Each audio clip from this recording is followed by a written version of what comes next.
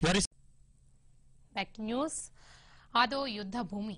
భారీగా కూంబింగ్, తుపాకుల మోతలు, అడుగడుగున మందుపాతర్లు. ఈ రక్తపు మడుగుల మధ్య నుంచే కవరేజ్ కోసం టీవీ5 ముందుకు సాగింది. మావోయిస్టులు, పోలీసుల మధ్య భీకరంగా పోరు సాగుతున్న ఆంధ్ర ఒరిస్సా సరిహద్దు అది. ఆ భీకర యుద్ధ భూమి నుంచి మా ప్రతినిధి రెహమాన్ అందిస్తున్న స్పెషల్ స్టోరీ.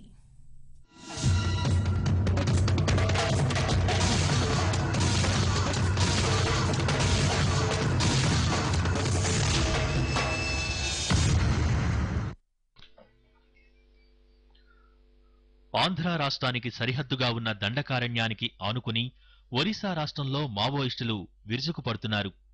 పోలీస్ స్టేషన్పై దాడులు, ఆయుధాగారాలు కొల్లగొట్టడం, మాటువేసి పోలీసుల్ని హతమార్చడం నిత్యకృత్యాలయ్యాయి. ఇదే క్రమంలో మావోయిస్టుల దాడిలో 20 మంది పోలీసులు హతమయ్యారు.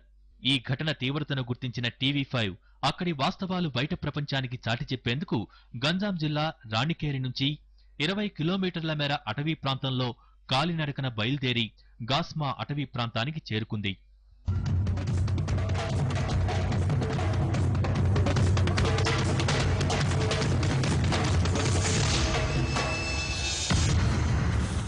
శత్రు దుర్భేద్యమైన అటవీ ప్రాంతం రక్షణ కవచంగా ఉన్న మావోయిస్టుల ఇలాకా చూడగానే చాలా పటిష్టంగా కనపడింది.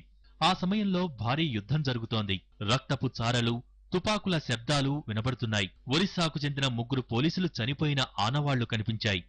కానీ పోలీసులు కూడా 20 మంది మావోయిస్టుల్ని హతమార్చినట్టు ప్రకటించారు.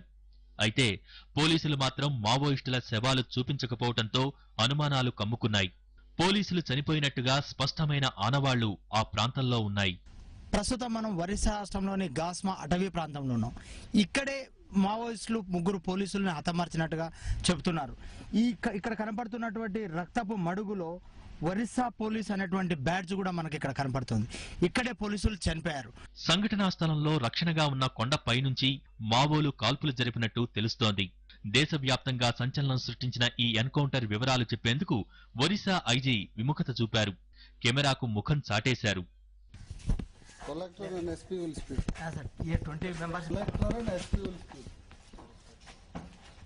ఇది నిజంగానే శత్రు దుర్భేద్యం. అడుగడుగునా మందుపాతరలు, టిఫిన్ బాక్స్ బాంబులు, గ్రెనేడ్లు, యుద్ధంలో విరిగిన పోలీస్ తుపాకులు, పేలుడు పదార్థాలు కనిపించాయి.